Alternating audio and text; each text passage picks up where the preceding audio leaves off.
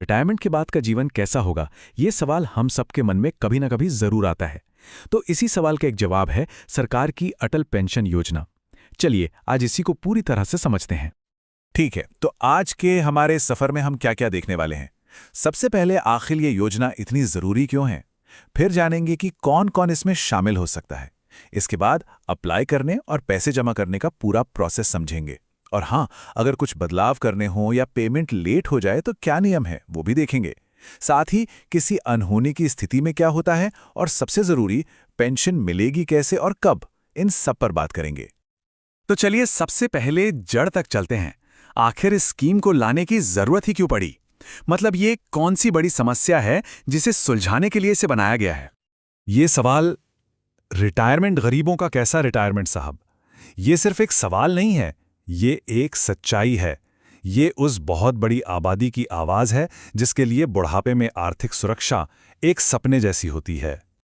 जरा सोचिए, एक तरफ है नौकरी पेशा लोग जिनकी एक रेगुलर सैलरी है, पीएफ कटता है, बुढ़ापे के लिए एक सहारा होता है। और दूसरी तरफ है हमारे मजदूर भाई, किसान या छोटे मोटे काम करने वाले लोग जिनकी कमाई भी तय नहीं होती और पेंशन का कोई सिस्टम भी नहीं। बस इसी फासले को पाटने के लिए अटल पेंशन योजना सामने आती है। तो अब सवाल ये उठता है कि ये जो सुरक्षा का दायरा है, इसमें कौन कौन आ सकता है। चलिए एक एक करके इसकी शर्तों को समझते हैं, मतलब कौन इसके लिए एलिजिबल है।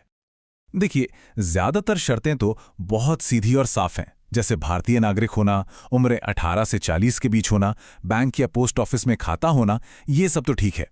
लेकिन एक नियम है जिस पर खास तौर से गौर करना होगा, और वो है इनकम टैक्स पेयर होने वाला नियम, जो 1 अक्टूबर 2022 से लागू हुआ। और यहां एक बहुत ही मजेदार पेंच है। ये नियम इस पर नहीं है कि कोई आज टैक्स देता है या नहीं। सारा खेल इस बात का है कि जिस दिन अप्लाई किया गया था उस दिन का स्टेटस क्या था।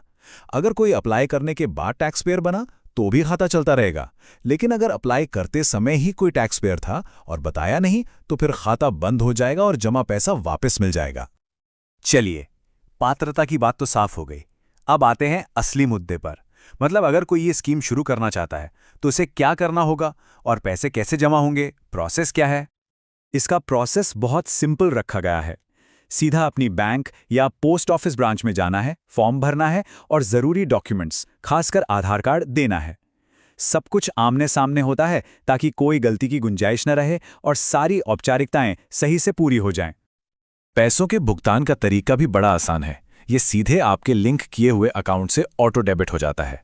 और इसमें भी फ्लेक्सिबिलिटी है, चाहे तो हर महीने कटवाएं या हर 3 महीने में या फिर हर 6 महीने में। हाँ, ये सुविधा साल में एक बार अप्रैल के महीने में बदली भी जा सकती है। बस एक बात का ध्यान रखना बेहद जरूरी है कि ड्यू डेट पर अकाउंट में पैसे होने चाहिए।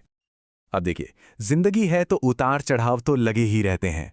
कभी ऐसा भी हो सकता है कि पेमेंट मिस हो जाए या कोई अपनी पेंशन की रकम बदलना चाहे। तो ऐसे में क्या होता है?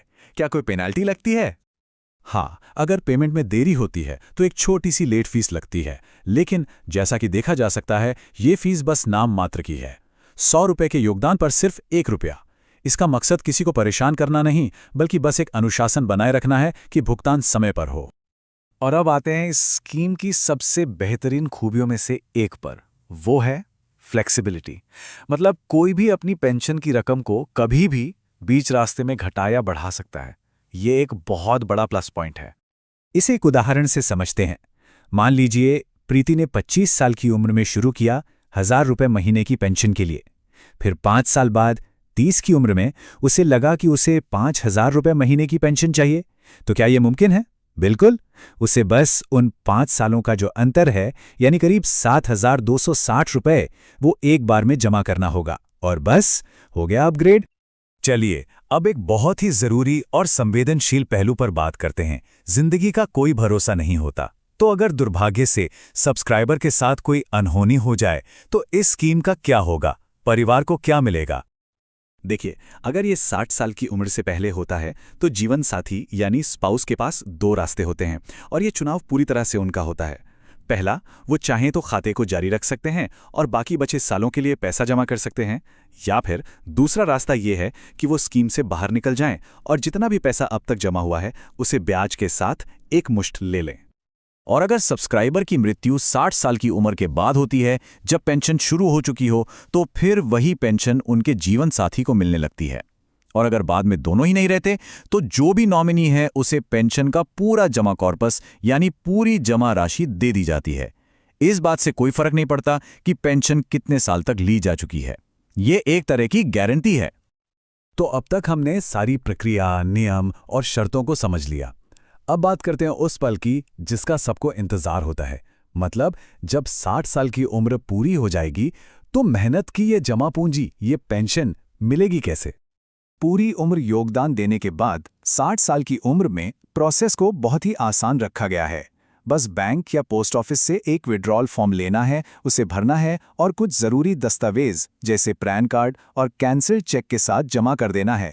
वेरिफिकेशन होते ही जमा वाला खाता बंद हो जाता है और आपकी गारंटीड मासिक पेंशन हर महीने आपके खाते में आनी शुरू हो जाती है। अरे हाँ, एक और बड़े फायदे की बात तो रही गई। इस स्कीम में जो भी पैसा जमा किया जाता है उस पर इनकम टैक्स के सेक्शन 80C के तहत टैक्स में छूट भी मिलती है। मतलब पेंशन की सुरक्षा के साथ साथ टैक्स की बचत भी। ये तो सोने पे सुहागा वाली बात हो गई। तो हमने आवेदन करने से लेकर पेंशन पाने तक का पूरा रास्ता देख लिया, सारे नियम कायदे समझ लिए। अब सबसे बड़ा सवाल यही बचता है कि क्या ये योजना किसी के भविष्य को सुरक्षित करने के लिए एक सही कदम है? इसका जवाब हर किसी को अपनी जरूरत और हालात के हिसाब से खुद ही खोजना होगा। उम्मीद है दोस्तों आपको यह वीडियो पसंद आया होगा और सब कुछ अच्छे से समझ आया होगा। अगर वीडियो अच्छा लगा तो कमेंट करके ज़रूर बताएं, चैनल को सब्सक्राइब करें, वीडियो को लाइक करें और ऐसे ही महत्वपूर्ण जानकारी सभी तक पहुंचाने के लिए इसे शेयर जरूर करें। फिर मिलते हैं अगली वीडियो में नई जानकारी के साथ। तब तक के लिए धन्यवाद। जय हिंद।